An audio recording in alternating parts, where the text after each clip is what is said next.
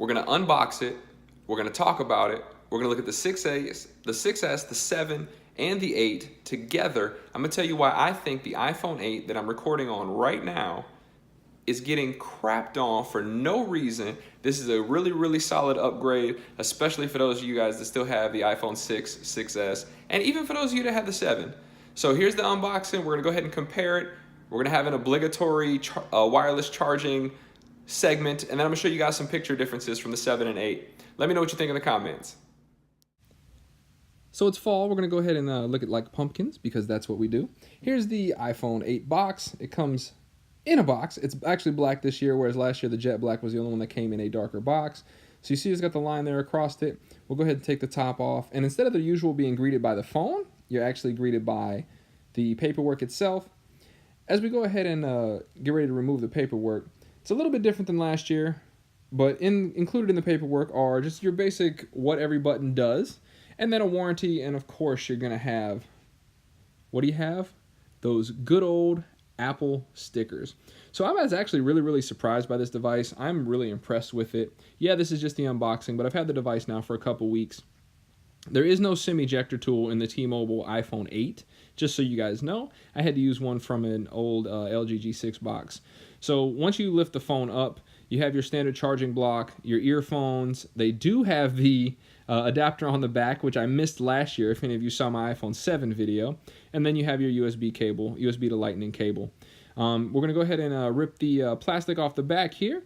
And the back of the device is glass now, and it is absolutely a fingerprint magnet. We knew that already, but that's okay. So here is the new iPhone 8, and I'm going to bring in the iPhone 7 real quick right next to it just to look at some of the differences. You can tell the glossiness of the glass on one side, and then I've had that iPhone 7 for nearly the full year.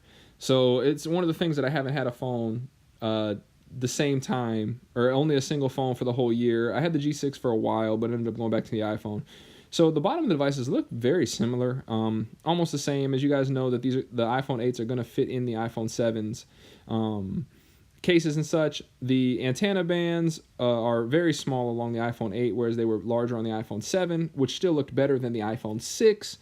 So the screen protector is on the iPhone 7 there. I am booting up the iPhone 8 for the first time. But I mean, in general, they're very, very similar devices. The screen on the iPhone 8 is better with the new True Tone. The camera is a new camera, still 12 megapixels, but it is better. It's actually a lot better. It's significantly better, and I've learned that over the course of the last couple weeks using it. So I'm going to go ahead and get it set up, but first we're going to look at the differences in the 6S, the 7, and the 8. So the 6S is on the bottom, the 7's in the middle, and the 8 is on top. As you can see here, just the design language, of course, as we know, it's pretty much Apple. It's pretty much the same. It is everything that we've wanted it to be. Space Gray on the 6S is obviously a lot lighter than Space Gray now on the 8.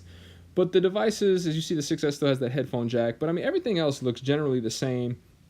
iPhone 8 is a little bit bigger, but it's millimeters on each side. It's not a huge difference. So it's going to be something that, like I said, you are going to be able to use the cases from the 7. So I'm going to go ahead and throw in my quick wireless charging section because, it's kind of obligatory at this point. Yes, it works. Yes, it's a Samsung charger. Don't shoot.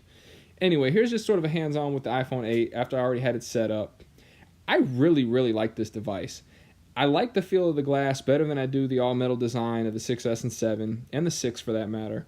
It's snappy, it's quick. I've noticed some lag, but I think that's just more in my usage, if maybe I'm not touching the right spots. But I mean, the camera is phenomenal. I'm going to show you guys some pictures here in a little bit. I really, really like the phone. It's a much bigger upgrade than people were giving it credit for. I've used a couple of the AR apps, nothing too serious, nothing that I've actually put on video, but I really enjoy it. So I recommend this phone. I'm going to show you some quick examples, and then we're going to go ahead and get out of here. So here's a picture on the iPhone 7, and then this very next picture is on the iPhone 8 from the same place at the same time. So the background is extremely different. If you look here, this is the same picture. iPhone 7, look in the background where it's kind of shady and stuff. Now look at it on the iPhone 8. Same spot. So really awesome picture. Now these are just a couple pictures of my aunt and my son, and then my kids and my cousin, and then my wife and I, my family, and we're going to end on that. But I really love the iPhone 8. I hope you do too. If you're not getting the iPhone 10, get the iPhone 8. Thank you so much. Like and subscribe. Talk to you in the next one.